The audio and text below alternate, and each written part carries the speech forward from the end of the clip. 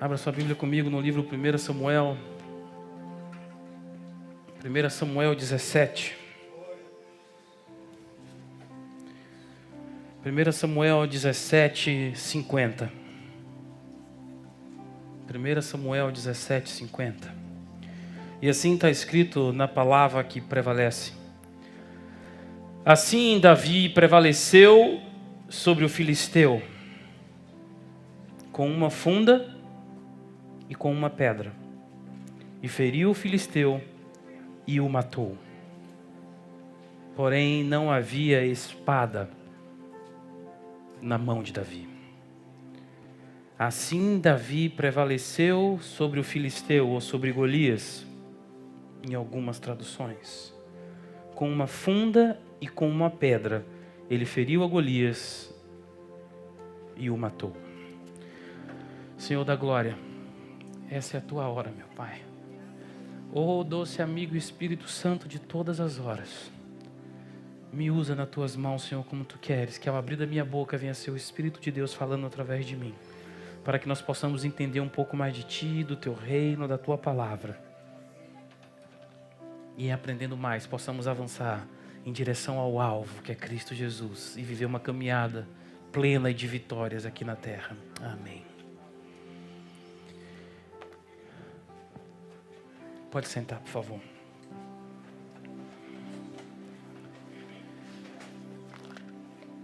Quando a gente lê esse texto,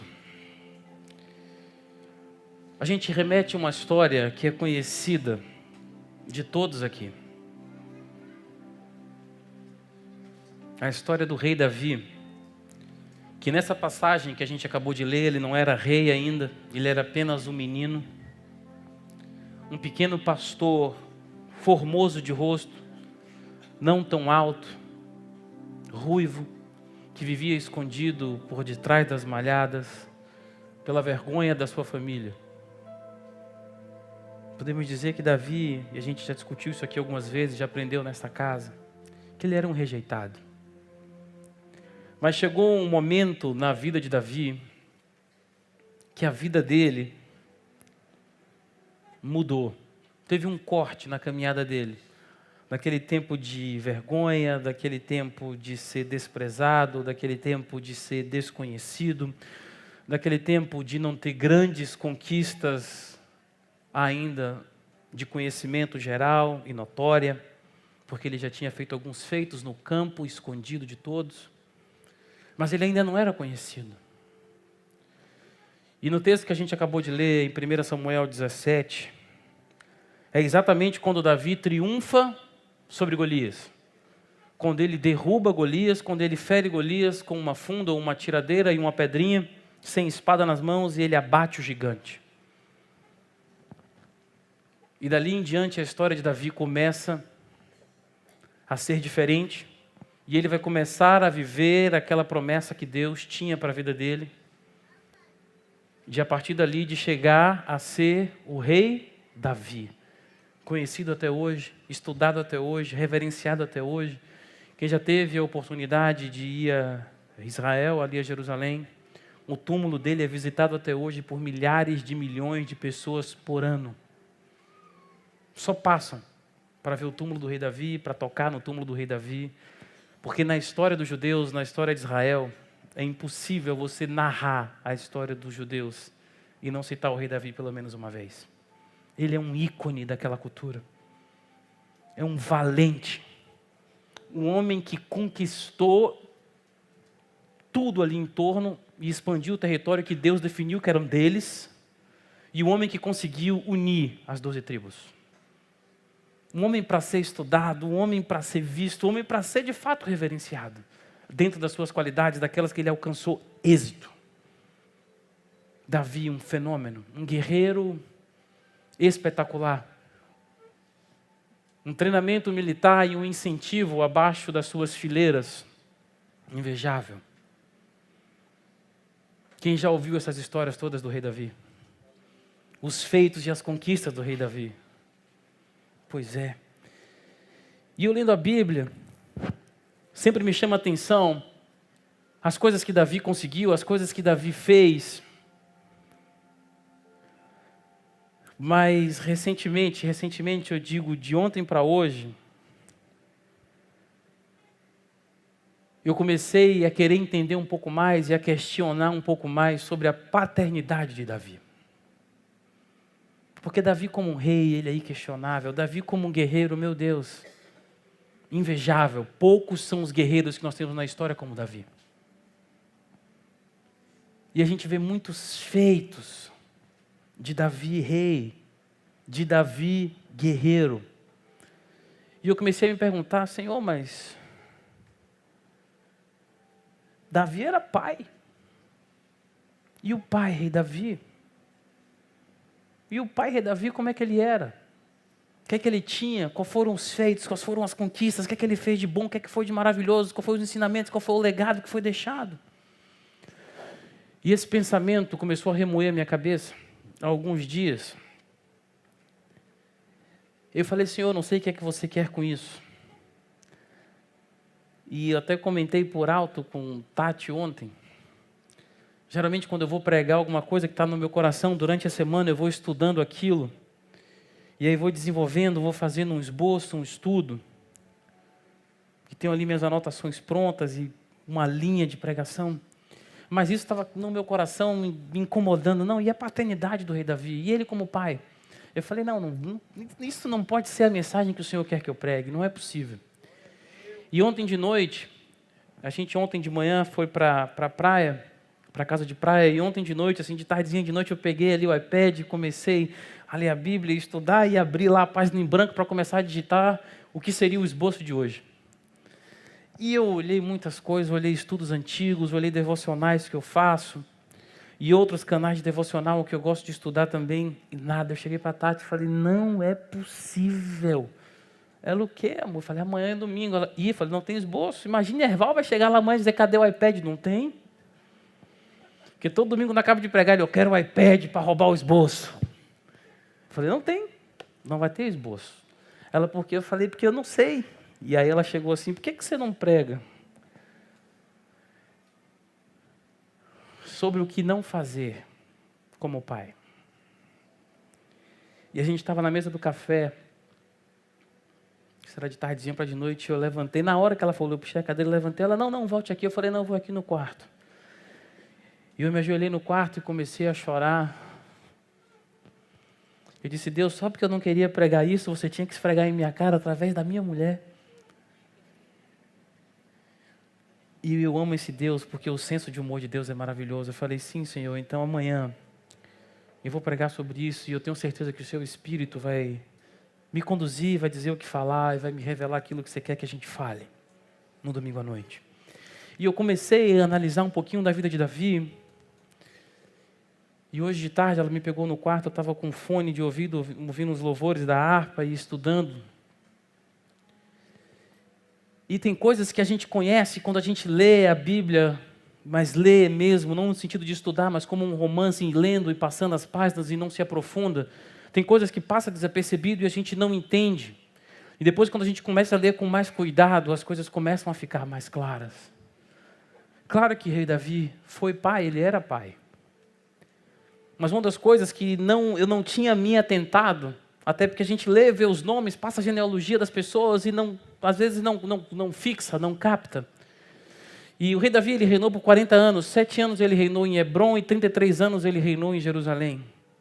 E a Bíblia, com uma riqueza linda de detalhes, ela fala que o tempo que Davi reinou em Hebrom, que foram de 7 anos, ali Davi gerou 6 filhos. A Bíblia só fala dos filhos homens de Davi. Não que ele não tenha tido filhas mulheres, ele teve também, mas ela só cita nominalmente os filhos homens. E Davi em Hebrom morou 7 anos e teve 6 filhos homens com 6 mulheres diferentes. Ou seja, isso tudo é oportunidade dele desenvolver relacionamento com as suas esposas, assim também como desenvolver relacionamento com os seus filhos. Porque só em Hebrom, que era um território menor ainda, mas ainda não estava reinando em Jerusalém, ele passou 7 anos 7 anos para estar investindo em relacionamento com as suas mulheres, com os seus filhos e filhas, porque ele teve também. Mas Davi não fez isso. E mais adiante na Bíblia, a gente acaba lendo e entendendo que ele não teve só 6 esposas. Ele teve 8. Porque além das 6 ali, ele teve mais Mical, que foi a primeira, e Betseba, que foi a mãe de Salomão, que ele já conheceu em Jerusalém. Então ele teve 8 esposas, Davi. Pense, que relacionamento ele poderia nutrir com essas 8 esposas, que relacionamento ele podia nutrir com estes filhos dessas mulheres. E não parou por aí, mais na frente em Crônicas, a Bíblia diz que Davi teve outros filhos com as suas concubinas. Não dizem quantas, mas o que eu quero que vocês vão percebendo? Quantas pessoas estavam na família de Davi? Sejam elas esposas, filhos, filhas ou concubinas. Mas Davi, ele estava sempre focado no projeto de expandir o reino. Ele estava sempre focado no projeto de expandir as tendas. Ele estava sempre focado no projeto de ampliar os seus territórios. Estava sempre focado nos seus combates. E a vida foi passando e os anos foram passando. E Davi foi crescendo como líder militar e como rei.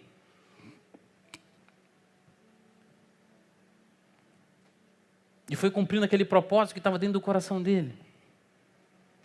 Cumprindo o propósito, se a gente pudesse fazer uma correlação, que o reinado era a missão, ou seja, o trabalho de Davi, ele foi investindo o tempo dele no trabalho dele.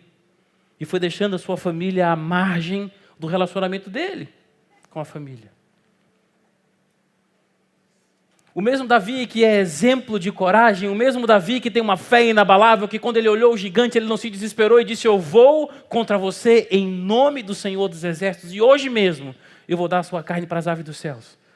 Esse homem de fé inabalável, esse homem que depois de ter sido ungido rei, de ter derrotado Golias, foi perseguido por Saul, e é um exemplo de perdoador. Um exemplo de como nós devemos ser em relação aos nossos líderes. Porque diversas vezes Davi teve a oportunidade de ceifar a vida de Saul.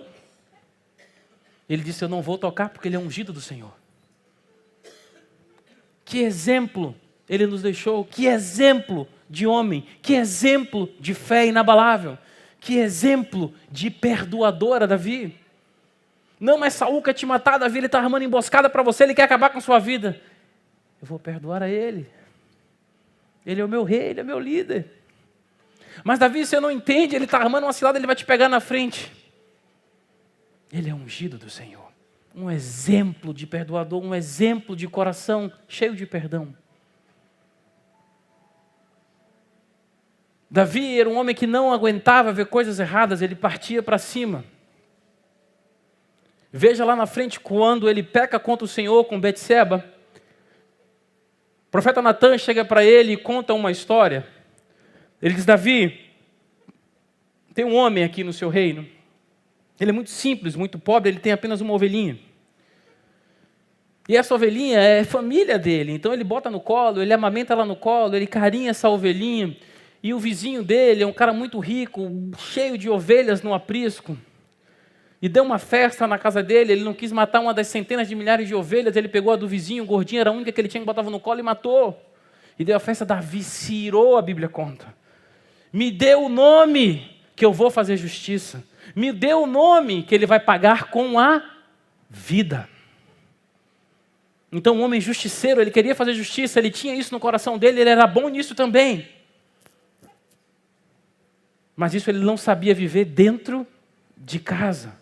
E pela falta de exemplo, e pela falta de ser um pai presente, de paternidade na sua família, um dos seus filhos, a Bíblia conta, Amnon, se deu de paixão por uma de suas filhas mulheres, que a Bíblia cita nominalmente, Tamar. E ele queria ter relações com a irmã a qualquer custo. E ele armou e ele estuprou a irmã. E Davi se chateou e nada fez. Ele não puniu o filho. Não estou dizendo que ele tinha que matar o filho, lógico que não. Mas ele não puniu o filho, ele não expulsou das terras de Israel o filho. Ele não teve uma conversa dura com o filho. Ele não teve uma conversa mole com o filho. Ele simplesmente nada fez. E porque Davi nada fez, porque Davi não conversou, porque Davi não puniu, porque Davi não citou exemplos, porque Davi não chamou para perto, porque a família vivia à margem daquilo que ele via construindo. Ele não incluía a família nos planos, ele não incluía a família nas metas, ele não incluía a família dentro do seu reinado interior. Então ele deixou passar. E como ele deixou passar e não fez um exemplo firme, um outro filho seu, irmã de Tamar, Absalão, que era irmão de Tamar, começou a nutrir um ódio no coração, porque ele disse, meu pai nada fez, eu não posso deixar isso assim, ele vai ter que pagar. Ele acabou matando o irmão, claro, se cumprindo a promessa do profeta que disse, a espada jamais vai se afastar do seu meio, do meio da sua família.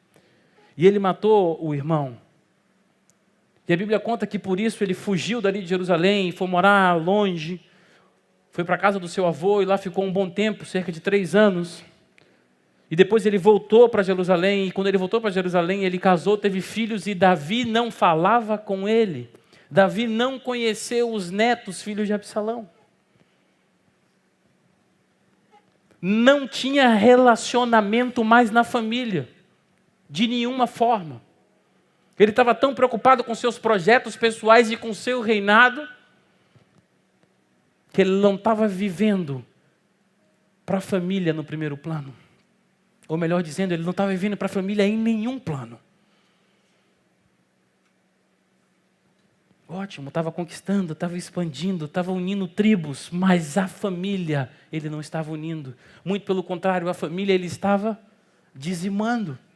A família ele estava deixando cair, ruir.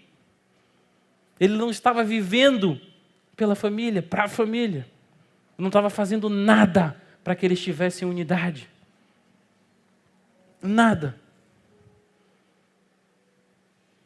E a família foi desmoronando. Foi desmoronando, desmoronando. Chegou um tempo, esse mesmo filho Absalão decidiu tomar o reino do pai. Não tinha mais amor nenhum ao pai. Por quê? Que provavelmente não tinha amor sendo nutrido desde a infância de volta, para ser recíproco. Uma coisa que eu entendi, e entendi com mais profundidade recentemente. Aquilo que a nossa família quer, quando eu falo família, eu falo especificamente, claro que da esposa, porque sem ela não teríamos filhos. Então, a começar dela, mas para os filhos também, o que eles mais querem é amor. E para soletrar o amor que a sua família precisa, você precisa aprender as 5 letras que estão contidas na palavra amor que a sua família precisa. Se você é bom de português, nesse momento você fez conta, vai dizer, o bispo deve estar doido, porque amor tem 4 letras. Ele falou que vai soletrar amor em 5 letras, para provar qual é o amor que a família precisa. O amor que a sua esposa e que os seus filhos precisam é um amor com 5 letras.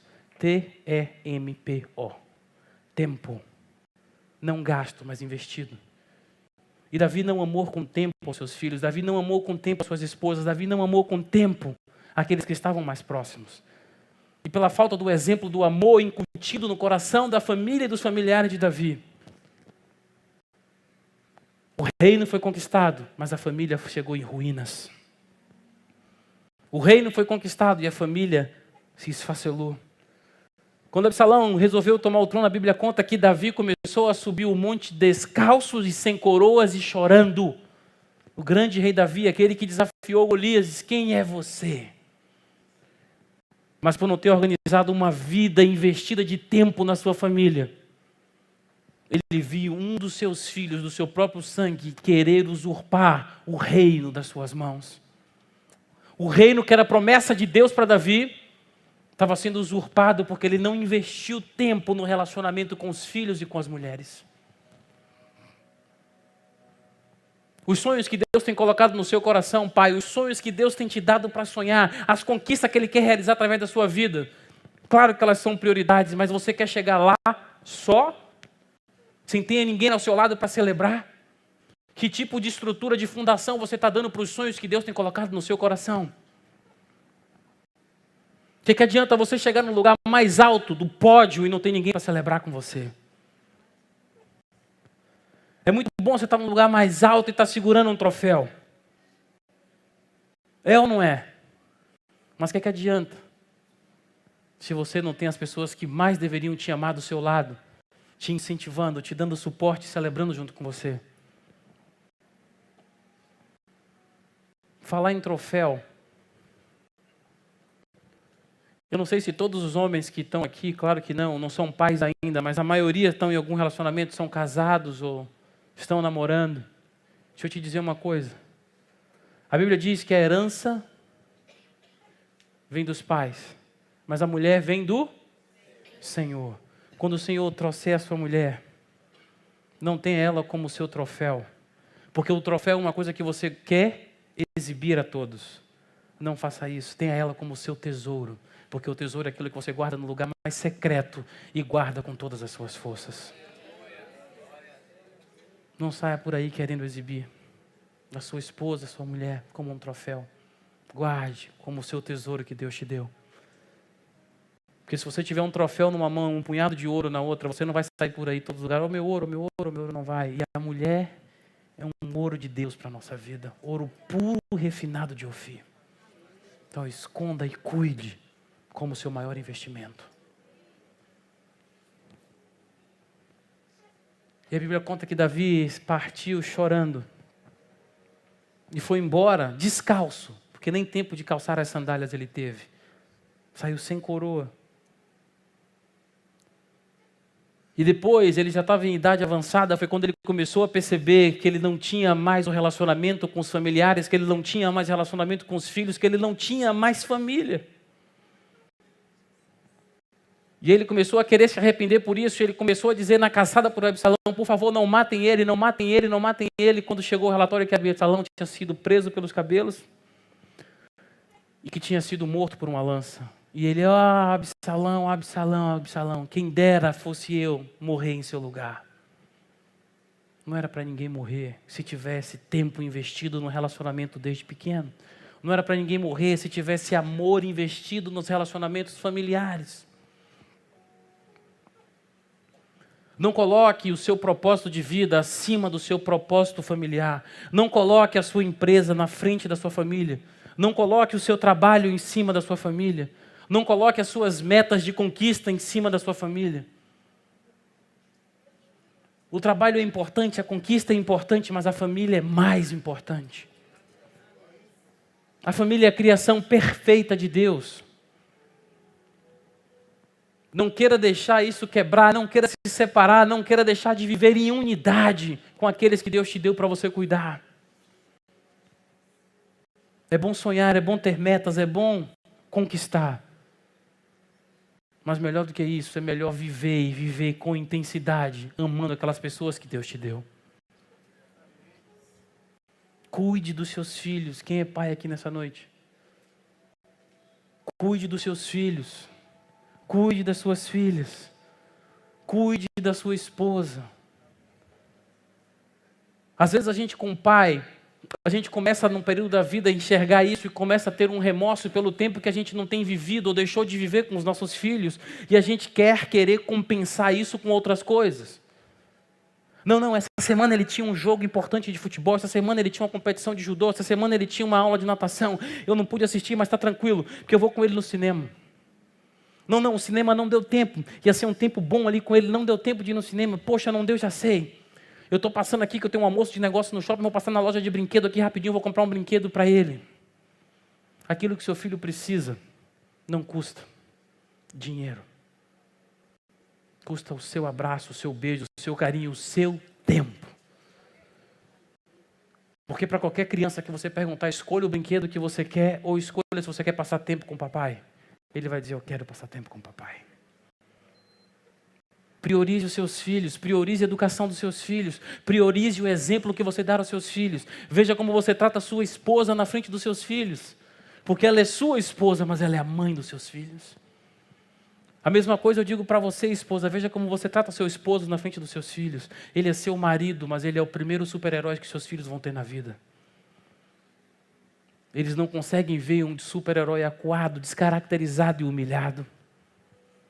Trate com amor o homem que Deus te deu. Trate com amor a mulher que Deus te deu. Trate com carinho os filhos que Deus te deu. Invista tempo neles.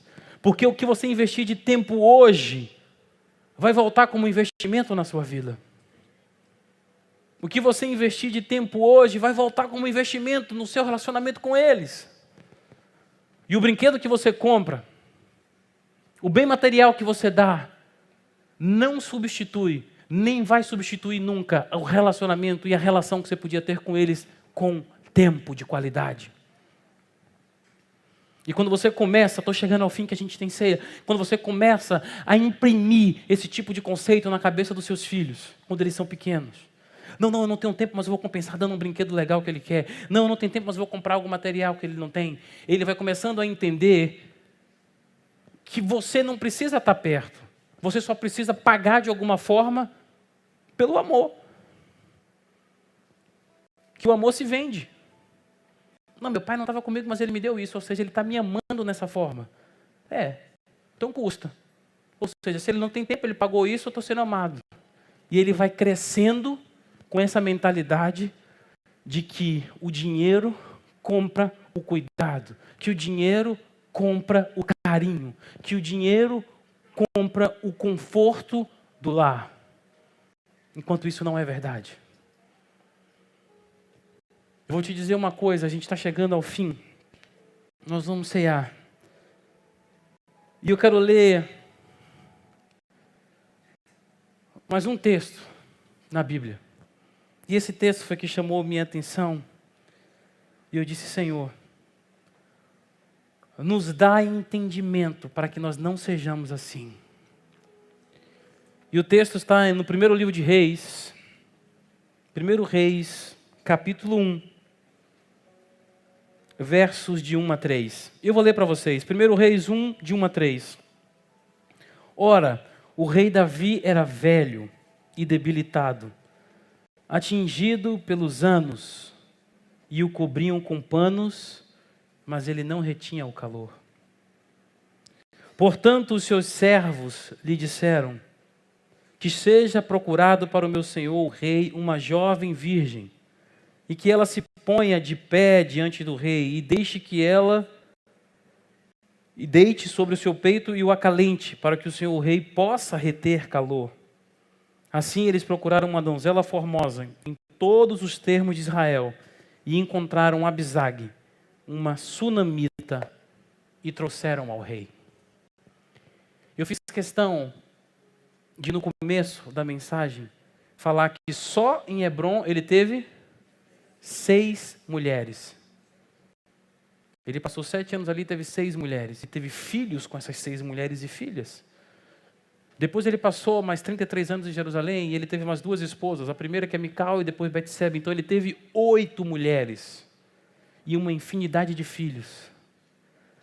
Mas quando chegou no momento da velhice, no momento que ele precisava de uma mulher apenas para aquecer ele num leito frio, ele não teve o abraço de uma pessoa conhecida, ele não teve o amor de uma mulher da sua juventude, ele não teve um abraço de um dos seus filhos ou suas filhas, e dizer, não pai, eu estou aqui do seu lado, você está velhinho, mas eu estou aqui para te aquecer todas as noites, eu vou dormir junto contigo, pai, você não vai passar frio, já que o cobertor não está te aquecendo, você vai se aquecer com o calor humano do seu filho que você investiu tempo.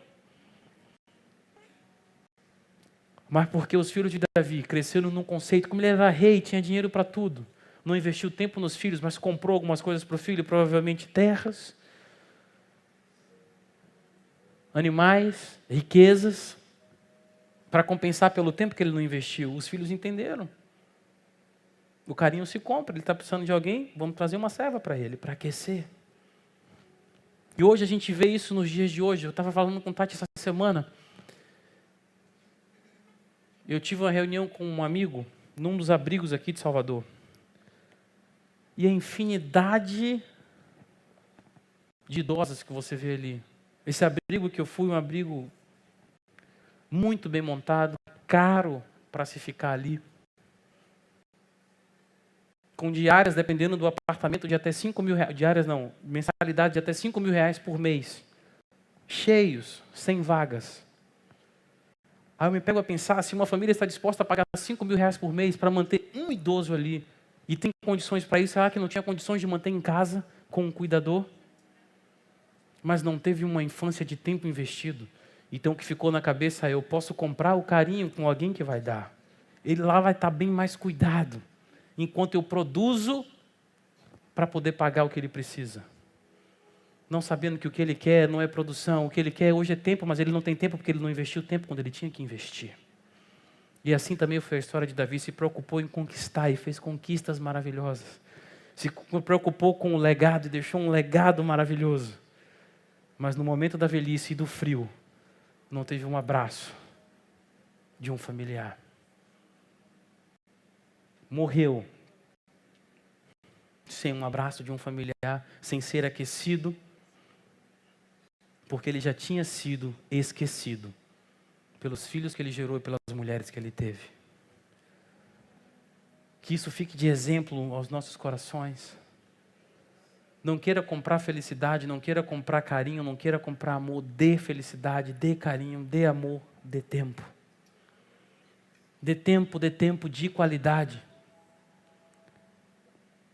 Dê tempo junto, sem querer dar pressa. Porque é isso que a família precisa. Amém? Amém. Aleluia. Glória a Deus.